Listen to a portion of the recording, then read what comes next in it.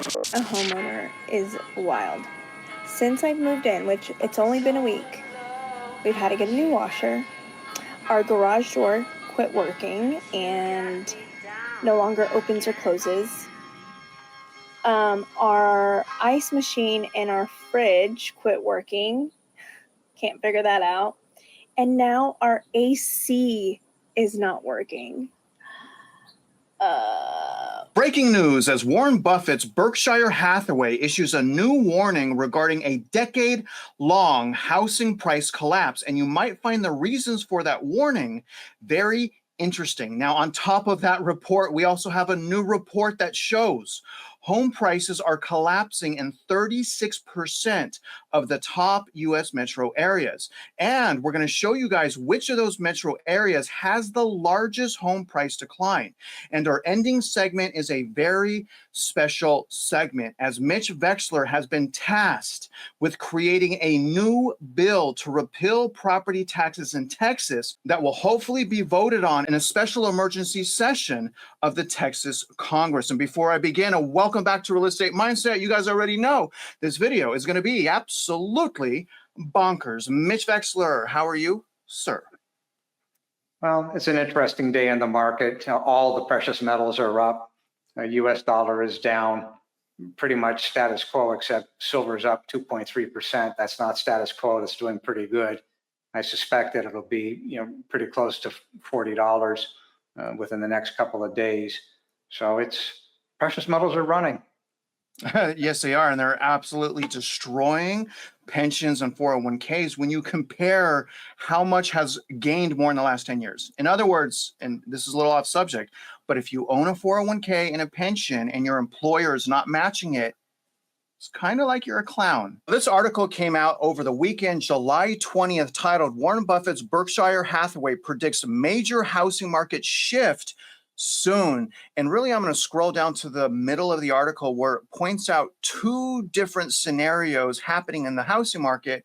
And I want to know whether or not you guys agree. Now, the first scenario is here. Berkshire Hathaway Home Services predict it will be harder for first-time homeowners to buy a house. Affordability is the main barrier to home ownership for younger home buyers. But many note that if mortgage rates dipped below 6%, which, by the way, they already have with new home construction, but anyways, it would improve conditions for them to buy a home. Although housing inventory levels are improving, many sellers are still holding off on listing their home until mortgage rates drop further, keeping the market in a type of holding pattern, and they call that the golden handcuff effect.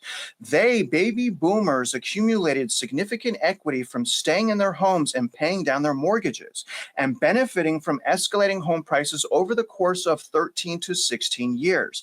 The Berkshire Hathaway Home Services blog wrote, just in the last 5 years, nationwide home prices have risen 47%. Yet many boomers who remain in their home have little financial motive to sell in a higher interest rate environment. Plus, you can't really invest in anything right now except for, in my opinion, precious metals. Now I'm going to scroll down here, guys. So they're saying on one hand that in the immediate future, the housing market is going to continue to be just as unaffordable. And I can see that being that property taxes and homeowners insurance are absolutely skyrocketing and not keeping pace with home price decline in the 36% of metro that are showing home price decline.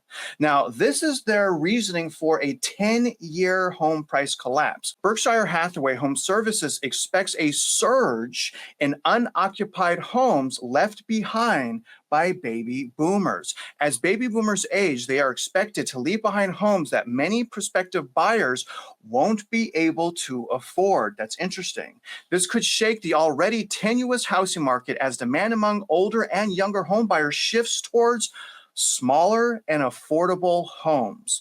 Berkshire Home Services notes that as baby boomers enter their golden years, they will no longer be able to manage large, expensive homes, especially in Texas. What boomers will leave behind as they vacate their home, whether for alternative lifestyles such as assisted living, long-term care homes, and multi-generational living, or through loss of life, is a growing inventory of unoccupied homes and homes for sale. As affordability deteriorates and expensive home listings sit idle, home experts worry that widespread surplus could implode market pricing. Between 13.1 and 14.6 million boomers will abandon home ownership from 2026 to 2036, raising housing industry fears that such a large inventory of homes could lead to a price collapse. Let's get some boots on the ground perspective from a home buyer that is trying to rent out her previous home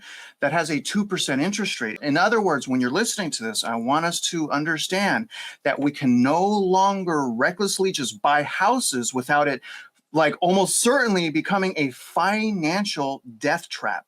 In other words, you guys, math matters more now than any other time in history. Did we make a huge mistake by buying a new house in 2025? Honestly, I keep asking myself this, and the answer might be yes. It feels like I made a huge mistake some days because we had a house, it was fine, and it was a low interest rate, and then we bought a new house, and we're trying to rent out our first house so that we can have an extra income stream and kind of level up. And it just has been so stressful, and nothing has worked out like I thought it would or planned for it to. It feels like if we stayed in our old house, we were playing it safe and playing it small. It definitely felt like we were trying to protect our mortgage rate and our low payment and protect what we had instead of taking a risk and playing for something bigger and aiming for something bigger. So I know that ultimately we are not able to win big if we don't play big and take a risk. So there is that element, but at the same time, I'm like, well, if we take a risk like this and it doesn't work out, then what? Did we make a huge mistake? Because we are taking a risk. We are trying to level up and play a different game than we were doing. And I think that we can't ultimately get to where we want to be unless we do stuff like this, unless we take that risk and we try different things. But at the same time, I am so stressed and like it just makes me nervous until we get to the other side. The level of uncertainty, not knowing how things will work out, is crazy. So I'm trying to remind myself that I've taken risks before and it's worked out well. And this is just another opportunity to level up, and risk is part of that. It could go south, it could go wrong. But if I don't do it, I'll never get to that next point. When I hear things like that, it breaks my heart because you don't have to do it right now. You're going to have plenty of opportunities. There's no point in rushing in to purchase a house. And I would say she should probably try something new, being the math. And if the math doesn't work, you shouldn't have bought a new house. I mean, why would you have? They bought a new house before the other house was situated. And now they're literally desperately stuck because now they have 2 mortgages, 2 housing payments, and 0 tenants to help offset that expense. But Mitch, I want to go to you.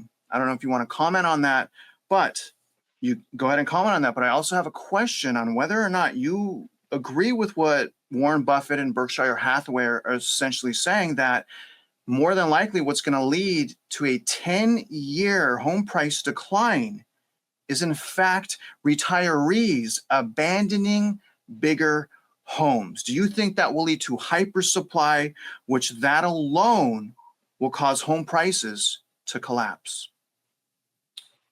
First off, with regard to her comment about, well, I've taken risk before, you don't play Russian roulette with a $400,000 loaded gun.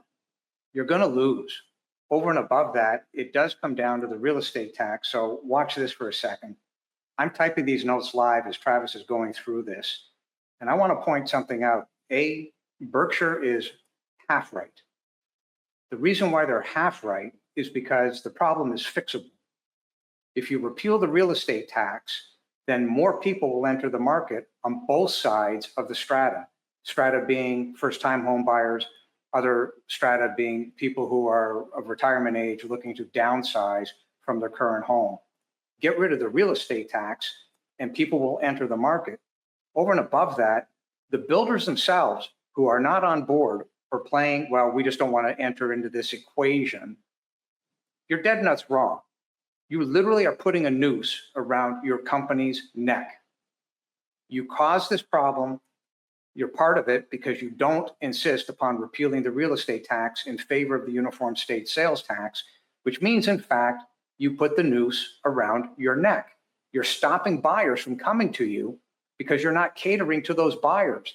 The relief that they need is in the form of their amortization schedule. If the amortization schedule is working for mom and pop, then it will de facto work for the builders.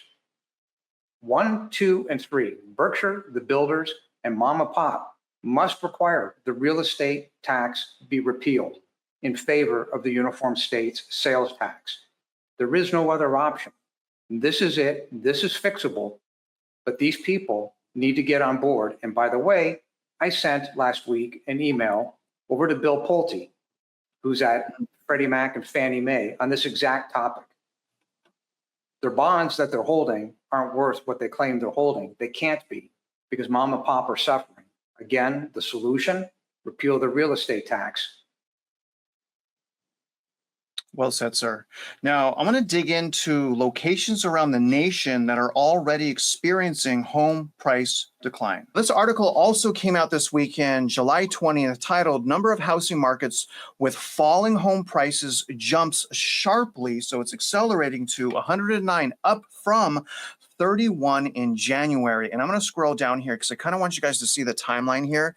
Now, as far as January, there was about 10% of the top 300 largest housing markets that had year-over-year price decline. In February, as you guys see here, it went to 14%.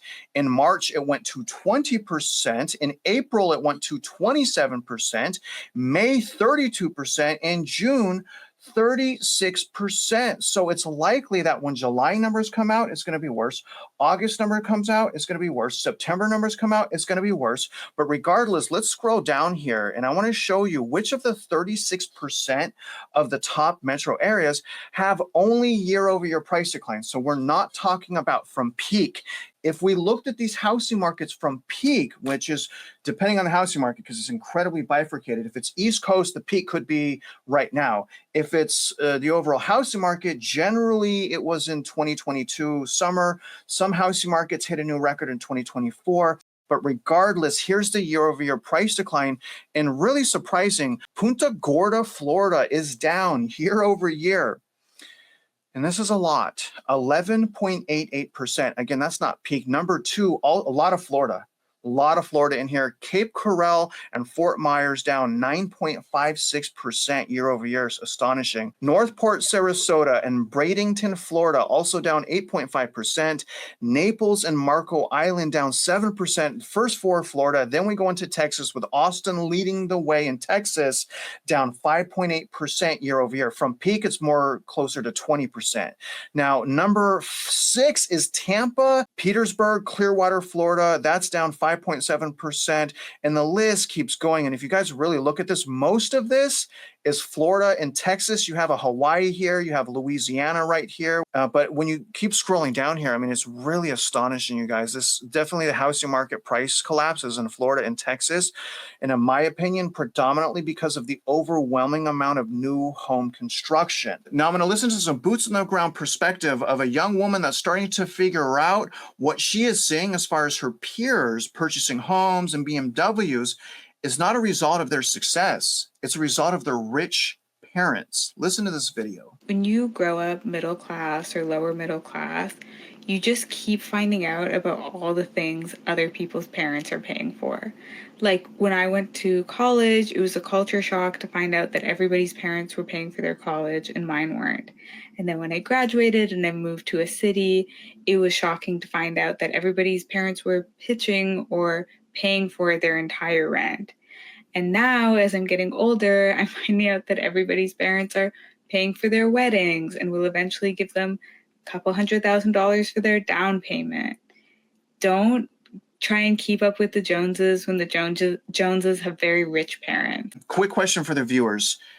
Are your parents paying for anything in your life? If they are, comment below. If they're not, also comment below, because my parents are paying for absolutely nothing in my life whatsoever.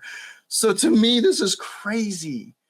But Mitch, how much longer, whether or not you agree with this, maybe you don't, but how much longer can these rich parents prop up the housing market?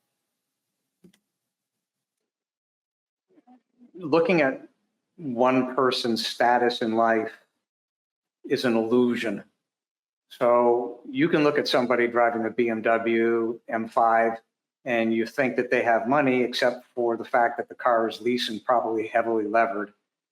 And then you have people who buy $1 million homes that if one of the spouses loses a job, they lose the home. This is called leverage. And they may be playing a game of, even though they don't realize it, monkey in the middle.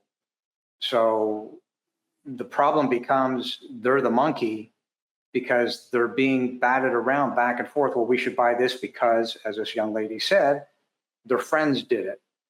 So it's an illusion as to what it is you think you see in terms of who's got the money and how much can they afford. Is the problem going to get worse? Absolutely. Because until the real estate taxes are repealed, the amortization schedule is not working in favor of mom and pop. It's actually working against you. And to that point, do you realize that even though it is irrefutable that the housing value in those municipalities is going down, it is just as irrefutable that the central appraisal districts have continued to increase by overvaluation the real estate tax on those houses? You can't have these two things on the same plane and not say that the central appraisal districts are committing fraud. And that goes right back to the illusion. People, mom and pop, 37.8% plus, can't afford the roof over their head and or are going to go bankrupt. As that happens, this problem extrapolates itself exponentially because somebody's got to make up for the difference in the outstanding fraudulent school district bond debt, and that money isn't there to be had.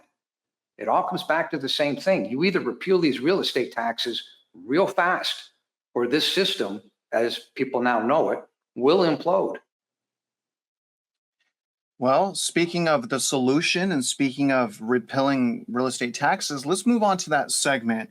And the way I'm going to do this, guys, is first, I want to go over just real quick an article that Mitch has been working on that he plans on submitting and sending into Zero Hedge. And we'll see here shortly whether or not they pick up the story. And then after that, I'm going to let him define the compound cumulative interest amortization schedule he worked on. And then I'm going to let him explain what's in the new bill and why did they reach out to him to redo the bill to repeal and end property taxes. Mitch made this over the weekend, and this is his question. Are you prepared to go bankrupt to support your school district, which is failing in education, equity stripping your money, and your future via outstanding fraudulent school district bond debt? Now, this will be linked in the description. I'm going to make a special folder for you guys to access the next 3 documents that we're going to go over. Second question, if you knew that a child is going hungry and the difference between whether the child goes hungry or not is real estate tax, what would you do to help that child from not going hungry? And Mitch actually went in and he did the math, and he's showing you guys essentially that there's 254 counties in Texas that are helping feed those of us that need to be fed. And he's also showing you guys what median property taxes are as far as Travis County, Collin County. And you guys see here, I mean, my taxes are double that. And you guys know that I'm renting where I live, but I still own a house, and my taxes are over $10,000 on just that house alone. But a few things here that Mitch is pointing out. Number one, Feeding Texas provided SNAP application assistance to over 57,000 households in 2023. And if you're a Texan, I want you to listen to this very carefully, because this hurts. This deeply hurts. Texas has the highest rate of senior food insecurity in the nation, with 13.6% of Texas seniors at risk for hunger. This is absolutely shocking stuff. And then Mitch goes over a couple bullet points on the math. I'll let you guys come back to this if you want, but it's some really good stuff here. He's summarizing the math, but ultimately what it comes down to is eliminating property taxes allows all of these children that are hungry right now to be fed. In fact, if we eliminate property taxes, and here's the math right here, Texans will no longer be hungry. Ending and repealing property taxes benefits us all. And he goes into here about the assault. Obviously, you guys know that I went into legally. I have a civil right. I have a right to protest my property taxes. You guys know that they cut my presentation early, which is a violation. They did not let me finish. I still had time. I did not act crazy. Then they physically assault me in the hallway and trespass me out of the building. So that's also here.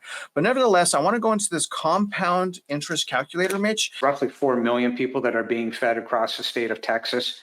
But again, one must realize this is not just a Texas problem. This is across the United States. As Chris Martenson said, Texas is the microcosm or the fractal of what's happening nationally. And that statement is very true. With regard to the compound interest calculator, what this is showing is top dead center. This is using Godly, Texas, but again, the math is applicable across the United States. Right now, today in Godly, Texas, there's roughly $120,000 per house in outstanding fraudulent school district bond debt.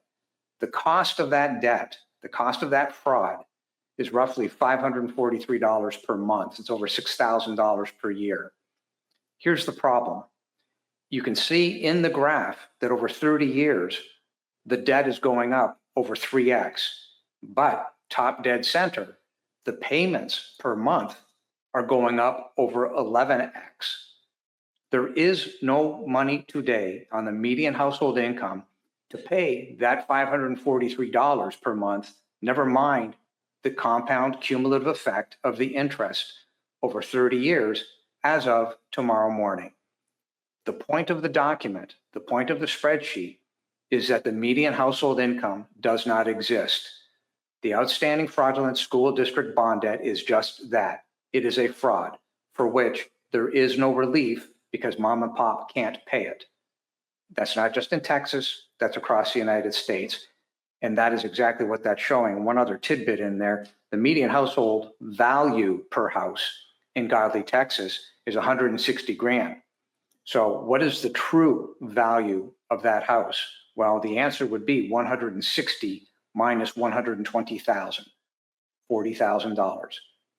And as I said to Helen Kerwin, you may as well get a D9 dozer, start at the north end of Godly and start pushing because they're in worse economic shape than Detroit. And Detroit filed bankruptcy. And Mitch, Helen reached out to you and she, on top of having, I believe, a new chief of staff, she asked you to redo the bill to repeal property taxes. I believe Abbott is also trying to call a special emergency meeting. And so you made this brand new, basically you revised your old bill now that we're kind of suited and booted and kind of know what to expect through Texas Ledge, which is a group of attorneys that absolutely butcher bills before they go to the House and Senate. But Mitch, you redid this, you made it sharper, it has more teeth. Can you explain why Helen reached out to you and what you did and what is new about this bill that is, I believe at current, is in Texas Ledge? Can you just give us an update, Mitch, on this bill? What I did with the bill, the previous bill was extraordinarily tight. This one is even tighter because we've seen what has happened at these school districts in the last 90 days.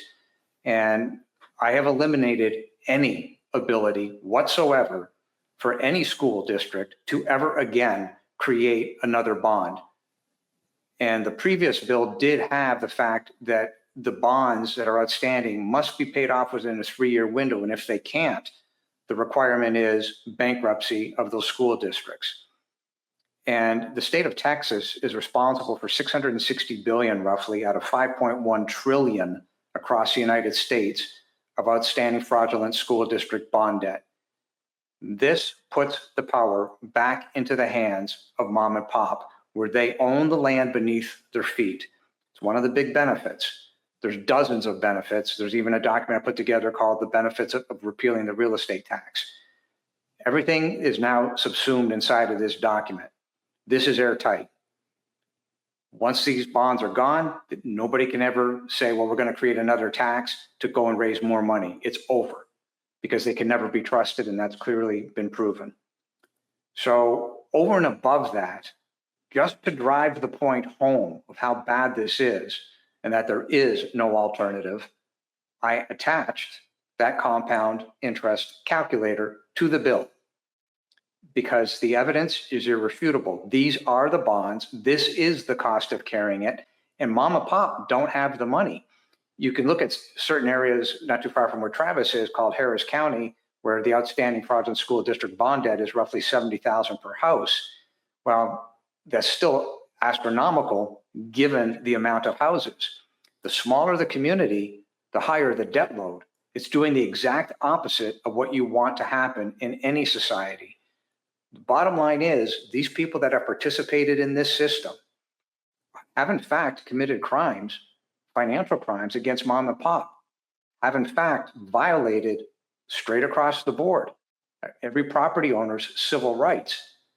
So the bill that Helen Kerwin asked me to produce, along with that compound interest calculator, in addition to what we have now stated in the First Amendment to the criminal complaint that went to the DOJ and the FBI, plus now what has happened to Travis as of last Monday, closes the box.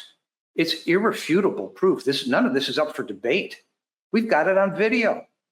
We have the testimony from Don Spencer that he took 60,000 properties outside of the database. Lady's name was Rebecca Townsend, manipulated them in Excel and put them back. We have exactly what happened to Travis. It's on video. It's not up for debate. So the idea that somebody says, well, this is the system and we have to live within the system. No, we don't. No, we can't. There is no money. This system is bankrupt. And as I said in the prior section, what Travis is filming now, there is no alternative. You either repeal the real estate tax or this system will blow to shreds. 5.1 trillion, even if you said it's 127 trillion between US national debt and unfunded liabilities, and you say, okay, fine, it's 4 or 5%, it's not that bad. You're wrong. It is that bad because that 4 or 5% affects every single property taxpayer. But over and above that, 37% of the households across the United States, look at the size of the number. It's 42 million property owners, houses. If those 42 million go down, go bankrupt, we're going to have a hell of a lot more to worry about than just the bonds. When you steal from people, you end up in a very bad position. It's called the War of 1776. That's how the United States was founded. Then you end up in the War of 1812. Guess what? Both of them are connected to taxes. Fix this, repair mom and pop's ability to own the land beneath their feet, give them the balance sheet, and you solve massive amounts of problems. And frankly, the Trump administration will go down in history as fixing one of the biggest problems ever created after the excuse that they created, the Federal Reserve. The Federal Reserve is behind all this because all mom and pop's money go to pay for the amortization, which is the principal and interest payment. Nothing wrong with it as long as you know how to use it. The problem is, look at the crimes that have been committed. Do people end up going to jail on the criminal complaints? I don't know. Do I care? No. I mean, as far as I'm concerned, they belong in jail. But the truth of the matter is, it's more important. Keep your eye on the ball. Repeal the real estate tax and give mom and pop back their balance sheet from which they've got something to retire on. And everything we talked in here with regard to what Berkshire Hathaway was saying, that how bad the housing is going to be for the next 10 years, that can go away in a heartbeat. Repeal the real estate tax. Problem fixed. Yeah. Yeah. Another problem, another way to fix it is potentially, you know what? I'm just going to say, just run and get elected to be the Texas governor, Mitch, and just save us a lot of trouble, man. I'm not even joking. I will push as hard as humanly possible to make that happen. I believe in you. Now, I just want to do a follow-up question. If you can tell us and maybe give us a little bit more clarity, did Abbott suggest he is going to call an emergency hearing? And do you personally believe that your bill is going to make it on the floor of any potential emergency hearings or sessions? It's a good question as to whether the bill gets there. As you've seen in multiple administrations through the president's office, there are people not doing their jobs and thinking they know something when in fact they don't.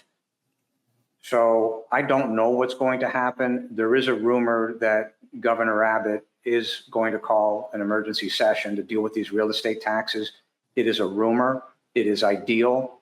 I have obviously offered on multiple occasions to even stand in front of the Texas Finance Committee, all 31 of them, and debate them on the spot, because the math is the math. This is a question of people understanding what's going on and then getting on board. We're not at the point where this stuff is debatable anymore. It's either fix it or the system implodes. And although I named Governor Abbott in the criminal complaint, it was for just cause, as was Ken Paxton, as is the state comptroller, as is Dan Patrick. Again, the evidence is the evidence. It's not a personal issue. They may think it is. It's not. I have no fight as far as concerned personality-wise with them. All I am looking at is mom and pop's ability to pay and maintain a roof over their head, because I do know that 37.8% of the population, and we've got this in our math, is in harm's way of bankruptcy or losing the roof over their head. And these politicians can try and bury their head in the sand, say, oh, no, we don't want to look at this. But that makes them culpable. Knowledge and power to prevent. They have the knowledge of the event and they have the ability to prevent the event. If they do nothing, they're culpable in financial crimes against humanity. Yeah, against humanity. And that's why I take it personal. So Mitch doesn't take it personal. He's a lot stronger. He's a lot more to the math, but I take it 100% personal. I mean, they are butchering my community and the members in it. And if you guys want to join our fight, don't forget, go to our website. I have a brand new page on my website for the Texas Property Protest Criminal Complaint. Join our cause. Go to Mitch Vexler's website at mockingbirdproperties.org/DCAT and help us finally repeal property taxes and redefine what real, true home ownership actually is. Now, other than that, guys, if you're out there just trying to live your life, if you're trying to learn, if you're trying to get ahead, anything you're doing, you guys already know. We wish you luck and we hope you win.